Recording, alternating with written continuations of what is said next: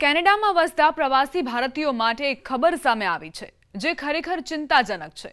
વર્ષ 2026ના મધ્ય સુધી લગભગ 20 લાખ લોકોના વર્ક પરમિટ એક્સપાયર થઈ રહ્યા છે, જેમાં અડધા ભાગના એટલે કે લગભગ 10 લાખ ભારતીયો શામેલ છે। વિઝા એક્સટેન્શન અથવા સ્થાયી નિવાસ એટલે કે પરમનન્ટ રેસિડેન્સી મેળવવામાં નિષ્ફળતાના કિસ્સામાં લાખો લોકોને કેનેડામાં રહેવા માટે મળેલો કાનૂની દરજ્જો એટલે કે લીગલ સ્ટેટસ ગુમાવશે। આવા કિસ્સામાં તેમને પોતાની રોજગારી અને અભ્યાસ વચ્ચે જ છોડીને દેશ પરત ફરવું પડશે।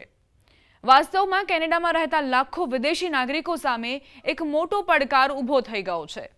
એક રિપોર્ટ અનુસાર કેનેડામાં 10 લાખથી વધુ ભારતીયો એવા છે જેમનો કાનૂની દરજ્જો જોખમમાં મુકાઈ શકે છે। આનું મુખ્ય કારણ મોટી સંખ્યામાં વર્ક પરમિટ અને સ્ટડી પરમિટનું સમાપ્ત થવું છે, જ્યારે નવા વિઝા અથવા પરમનન્ટ રેસિડેન્સીના માર્ગો હવે પહેલા કરતાં વધુ કડક થઈ ગયા છે।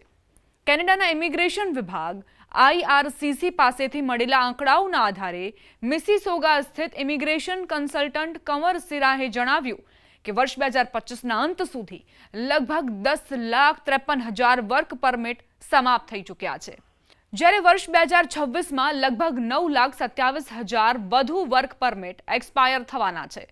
એટલે કે માત્ર 2 વર્ષમાં લગભગ 20 લાખ લોકો એવા હોઈ શકે છે જેમના વિઝા અથવા પરમિટ સમાપ્ત થઈ જશે।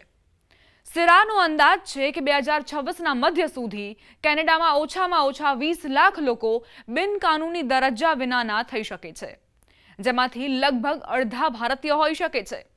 આ રીતે 10 લાખ ભારતીયો એવા હશે જેમની પાસે કેનેડામાં રહેવાનો કાયદાકીય દરજ્જો જ નહીં રહે। તેમણે જણાવ્યું કે હજારો સ્ટડી પરમિટ પણ સમાપ્ત થવાની છે, જ્યારે અનેક શરણાર્થી અરજીઓ એટલે કે અસાઇલમ એપ્લિકેશન નકારી પણ શકાય છે। આ વધતી સમસ્યાની અસર કેનેડાના સમાજ પર પણ દેખાવા લાગી છે। ગ્રેટર ટોરેન્ટો વિસ્તારના બ્રેમ્પટન અને કેલેડન જેવા વિસ્તારોમાં સામાજિક પડકારો સામે આવી રહ્યા છે। કેટલાક સ્થળોએ જંગલો અને ખાલી જમીનોમાં ટેન્ટ કોલોનીઓ બની ગઈ છે, જ્યાં કાનૂની દરજ્જા વગરના લોકો રહેવા મજબૂર છે।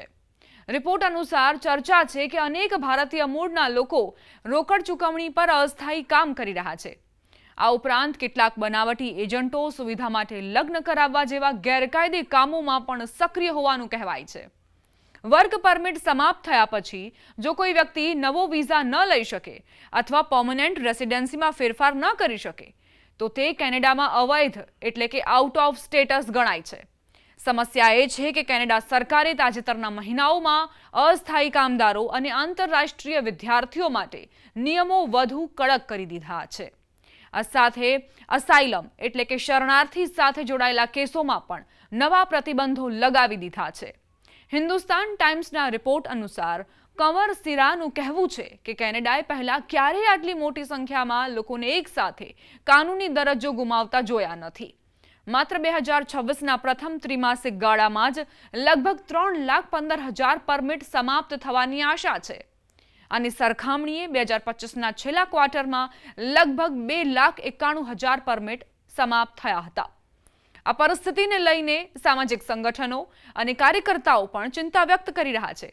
મજૂરોના અધિકારો માટે કામ કરતું સંગઠન નૌજવાન સપોર્ટ નેટવર્ક વિરોધ પ્રદર્શનની તૈયારી કરી રહ્યું છે। સંગઠનનું કહેવું છે કે વર્તમાન ઇમિગ્રેશન નીતિઓના કારણે મહેનત કરતા પ્રવાસી કામદારો અને વિદ્યાર્થીઓ કાયદાકીય માર્ગોથી બહાર થઈ રહ્યા છે। ટોરેન્ટો સ્થિત કાર્યકર્તા બિક્રમજીતસિંહે કહ્યું કે તેઓ આ મુદ્દે જાગૃતિ ફેલાવવા અને દબાણ બનાવવાનો પ્રયાસ કરી રહ્યા છે। તેમનું કહેવું છે કે કેનેડાની અર્થવ્યવસ્થામાં યોગદાન આપતા અસ્થાયી કામદારો અને વિદ્યાર્થીઓને દેશમાં રહેવાનો કાયદાકીય અવસર મળવો જોઈએ। કેનેડામાં વર્ક અને સ્ટડી પરમિટ સમાપ્ત થવાની આ સમસ્યા માત્ર આંકડાઓ સુધી મર્યાદિત નથી, પરંતુ તે લાખો લોકોના ભવિષ્ય, રોજગાર અને સન્માન સાથે જોડાયેલો ગંભીર સંકટ બની રહી છે। ખાસ કરીને ભારતીય સમુદાય માટે આ આવનારા સમયમાં મોટો પડકાર સાબિત થઈ શકે છે।